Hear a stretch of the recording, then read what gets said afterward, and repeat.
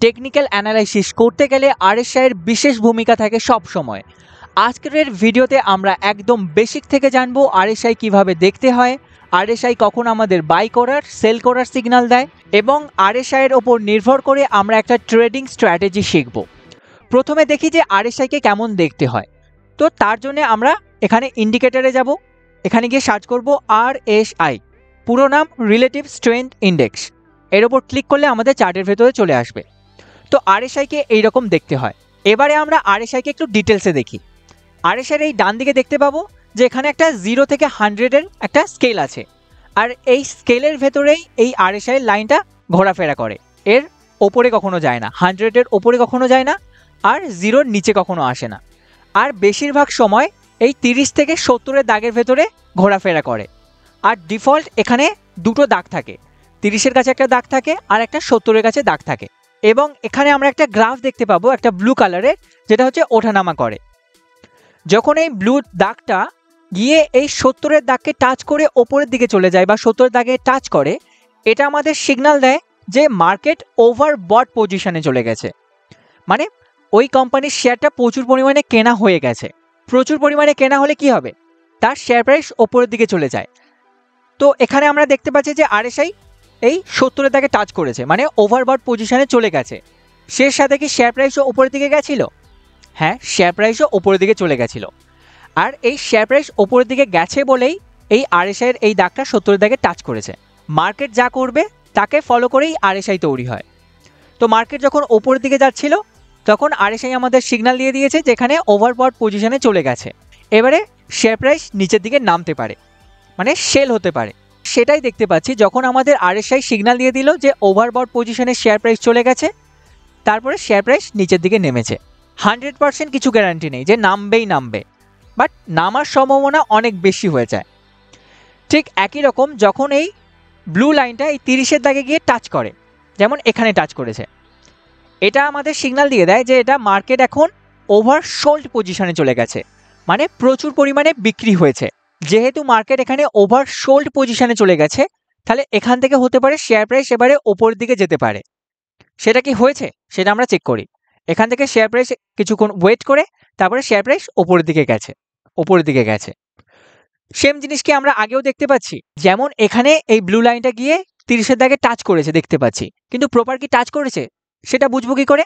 সেটা আমরা এইখানে দেখলেও বুঝতে পারবো। এখানে যখন আমরা কার্সার নিয়ে যাব, এখানে আমাদের দেখিয়ে দেয় যে 30-এর দাগে টাচ করে নিচে গেছে। যেমন এখানে এখন দেখাচ্ছে 28.56, মানে 30-এর দাগে তো টাচ করে নিচে নেমেছে।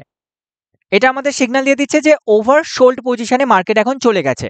আর মার্কেট নিচের দিকে আসার কারণেই এই আরএসআইটা এই 30-এর দিকে টাচ করেছে, তারপরে শেয়ার প্রাইস ওপরের দিকে গেছে এবং তারপরে এখানে ওভারবট পজিশনে এই ব্লু লাইনটা গিয়ে 70-এর দিকে টাচ করে দিয়েছে, মানে ওভারবট পজিশনে মার্কেট চলে গেছে।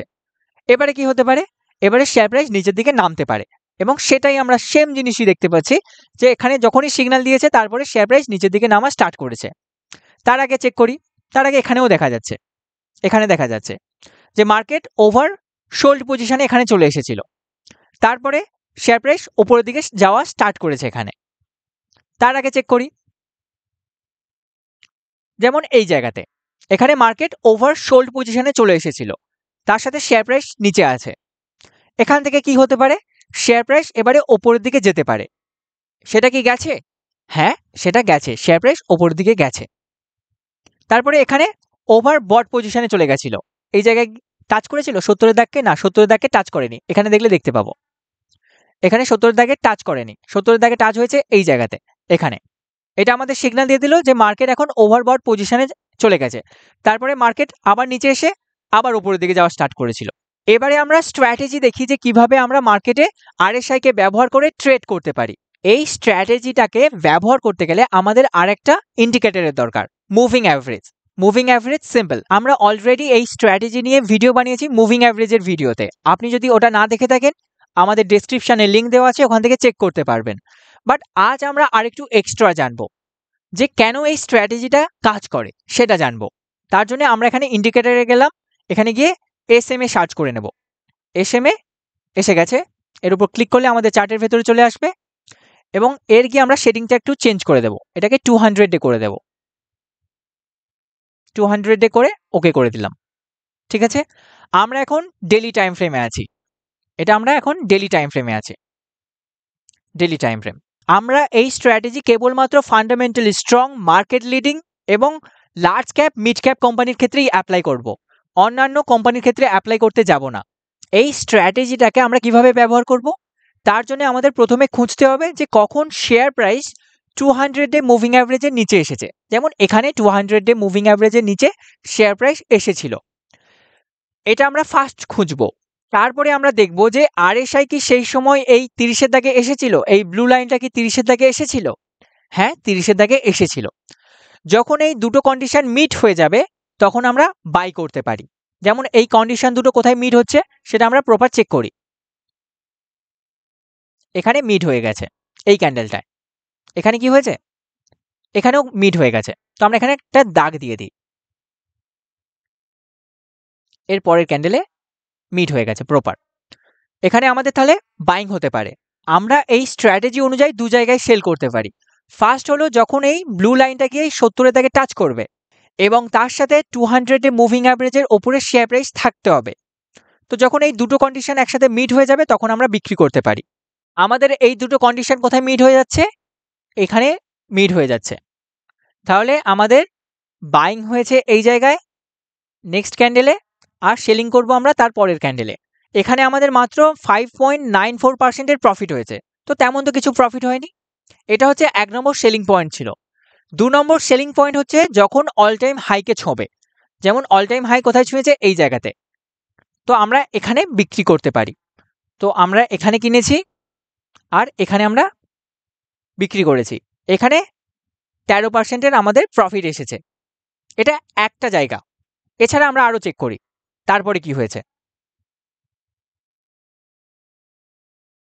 আমাদের কন্ডিশন মিট হয়ে যাচ্ছে এই জায়গাতে।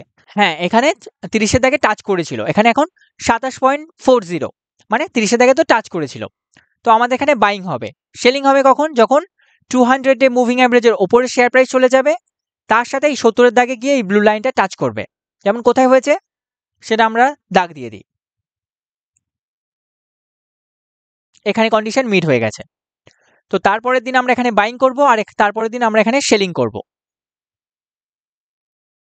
আমাদের বাইং হয়েছে এখানে, সেলিং হবে এখানে। 15.52%-এর প্রফিট। আর সেকেন্ড যদি আমরা সেলিং করতাম সেটা হচ্ছে অল টাইম হাই, এটা অল টাইম হাই ছিল, প্রায় অল টাইম হাই। ঠিক আছে, তো আমরা এখানে সেল করেছি, এখানে আমাদের 15%-এর প্রফিট। তারপরে এখানেও 200 ডে মুভিং অ্যাভারেজের নিচে শেয়ার প্রাইস এসেছিল, তার সাথে কি আরএসআই 30-এর দাগে এসেছিল? না, আসেনি। তাহলে আমরা অ্যাভয়েড করব। এখানে এখানে চেক করি, এখানে 30-এর দাগে এসেছে? না, 30-এর দাগে আসেনি, টাচ করেনি। কাছাকাছি এসেছিল বাট টাচ করেনি, তাহলে আমরা অ্যাভয়েড করব। এখানে এসেছিল এই জায়গাতে। ঠিক আছে, তাহলে আমাদের বাইং হবে কোথায়? এখানে বাইং হবে তার পরের ক্যান্ডেলে। 200 ডে মুভিং অ্যাভারেজের নিচে শেয়ার প্রাইস, তার সাথে এই ব্লু লাইনটা গিয়ে 30-এর দাগে টাচ করেছে, এখানে বাইং। সেলিং কখন হবে? না, যখন 200 ডে মুভিং অ্যাভারেজের ওপরে শেয়ার প্রাইস থাকবে আর তার সাথে এই ব্লু লাইনটা গিয়ে এই 70-এর দাগে টাচ করবে। সেটা কোথায় হয়েছে চেক করি। এখানে বাইং, এখানে সেলিং। এখানে মাত্র 4.72%-এর প্রফিট আসছিল। ঠিক আছে, বাট আমরা যদি অল টাইম হাই বিক্রি করতাম, অল টাইম হাই কখন হয়েছে? এখানে আমাদের বাইং, এটা অল টাইম হাইয়ের কাছে কি ছিল? অল টাইম হাইয়ের কাছে। এখানে আমরা বিক্রি করতে পারতাম বা এখানেও আমরা বিক্রি করতে পারতাম। এখানে 10-11%-এর কাছাকাছি আমাদের প্রফিট আসছে। এই যে ঘটনাটা আমরা দেখলাম যে যখনই 200 ডে মুভিং অ্যাভারেজের নিচের শেয়ার প্রাইস আসছে আর তার সাথে এই ব্লু লাইনটা গিয়ে 30-এর দাগে টাচ করছে, তারপরে শেয়ার প্রাইস ওপরের দিকে যাচ্ছে। কিন্তু কেন যাচ্ছে? এর পেছনে সাইকোলজি কি? যেমন আমরা আগেই জেনেছি যে আরএসআই এর এই ব্লু লাইনটা গিয়ে 30-এর দাগে টাচ করলে এটা আমাদের সিগন্যাল দেয় যে মার্কেট ওভার সোল্ড, তারপরে বাইং হতে পারে। আর বাইং হলে শেয়ার প্রাইস ওপরের দিকে যাওয়ার সম্ভাবনা বেশি থাকে। তাহলে তো আমরা কেবলমাত্র আরএসআই কে দেখেই ট্রেড করতে পারি। 200 ডে মুভিং অ্যাভারেজের কি ইম্পর্টেন্স? 200 ডে মুভিং অ্যাভারেজেরও এখানে ইম্পর্টেন্স আছে। কি ইম্পর্টেন্স? 200 ডে মুভিং অ্যাভারেজ আমাদের কি বলে? এটা আমাদের বলে যে এই যে ক্যান্ডেল, এই ক্যান্ডেলের আগে 200টা ক্যান্ডেলের অ্যাভারেজ প্রাইস কি ছিল, সেটাই হচ্ছে এই 200 ডে মুভিং অ্যাভারেজ আমাদের রিপ্রেজেন্ট করে। যারা এই সব জায়গায় কিনেছে মানে এই ক্যান্ডেলের আগে 200টা ক্যান্ডেলে কিনেছে, তাদের অ্যাভারেজ বাইং প্রাইস এই 200 ডে মুভিং অ্যাভারেজ বলে। আর যখন 200 ডে মুভিং অ্যাভারেজের নিচে শেয়ার প্রাইস চলে আসে, এর মানে যারা এইসব জায়গায় এন্ট্রি নিয়েছিল তারা এখন লসে আছে। এখানে তো কেবলমাত্র রিটেল পাবলিক এন্ট্রি নেয়নি, এখানে অপারেটর যারা বড় বড় ইনস্টিটিউশন তারা এখানে এন্ট্রি নিয়েছিল, আর তারাও এখানে লসে আছে। আর তারা যদি লসে থাকে তারা কি লস সহ্য করবে? তারা কখনোই লস সহ্য করবে না। তারা কিছুদিনের জন্য লস সহ্য করতে পারে রিটেল পাবলিককে বের করার জন্যে, বাট তাদের কাছে এই পাওয়ারটা আছে যে শেয়ার প্রাইসকে আবার ওপরের দিকে নিয়ে যাওয়ার। তাই তারা যখন মনে করবে আবার শেয়ার প্রাইসকে ওপরের দিকে নিয়ে যাওয়ার টাইম এসে গেছে, তারা শেয়ার প্রাইসকে আবার উপরের দিকে নিয়ে যাবে। আমরা যদি এই সিম্পল জিনিসটাকে ফলো করে মার্কেটে এন্ট্রি করি, যে যখন এই বড় প্লেয়াররা লসে আছে তখন আমরা এন্ট্রি করব, আর বড় প্লেয়াররা নিজের লস সহ্য কখনো করে না, তারা প্রফিটের দিকে নিয়ে যায়। আর প্রফিট তখনই হবে যখন শেয়ার প্রাইস ওপরের দিকে যাবে। আমরা যদি এইসব জায়গায় এন্ট্রি করি, এখানে আমাদের হাই পসিবিলিটি থাকবে যেখান থেকে শেয়ার প্রাইস ওপরের দিকে যাবে। আর এই কারণেই এই স্ট্র্যাটেজিটা এইভাবে মার্কেটে কাজ করে। যে জায়গায় 2021-এর ফেব্রুয়ারি মাস থেকে আজ পর্যন্ত কিছুই রিটার্ন দেয়নি, 0% রিটার্ন দিয়েছে, সেই জায়গায় আমরা এখানে প্রফিট বুক করলাম, এখানে প্রফিট বুক করলাম, এখানে প্রফিট বুক করলাম। RSI এর এই সিম্পল স্ট্র্যাটেজিটাকে আমরা ব্যবহার করে যে কোম্পানি কোনো রিটার্ন দেয়নি সেখান থেকে আমরা এরকম রিটার্ন জেনারেট করতে পারছি। এবারে এই স্ট্র্যাটেজি আপনি শিখলেন, এটাকে নিজে ব্যাক টেস্ট করে দেখুন। অবশ্যই যে কোম্পানিগুলোর ক্ষেত্রে আপনি ব্যাক টেস্ট করে দেখবেন সেগুলো যেন ফান্ডামেন্টালি স্ট্রং, ভালো কোম্পানি, লিডিং কোম্পানি হয়, তখনই আমরা ভালো রেজাল্ট দেখতে পাবো।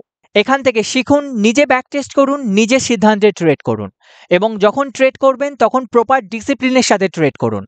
যখন প্রপার স্ট্র্যাটেজি আসবে তখন ট্রেড করুন, যখন স্ট্র্যাটেজি নেই তখন অ্যাভয়েড করুন মার্কেটকে। একটা কোম্পানিতে আপনার টোটাল ট্রেডিং ক্যাপিটালের 3 থেকে 6% দেওয়া ভালো, এর থেকে বেশি দেওয়া কখনোই ভালো নয়। সব সময়ের জন্য পোর্টফোলিওকে ডাইভার্সিফাই করে রাখাই ভালো। আশা করি আজকের ভিডিও থেকে আপনি কিছু শিখতে পেরেছেন। আমরা পুরো একটা প্লেলিস্ট বানাচ্ছি শেয়ার মার্কেটের বেসিক থেকে অ্যাডভান্স, এটা 18 নম্বর ভিডিও ছিল। আপনি যদি আগের ভিডিওগুলি না দেখে থাকেন, এই ভিডিও ডেসক্রিপশনে লিঙ্ক দেওয়া আছে, ওখান থেকে চেক করে নিতে পারবেন।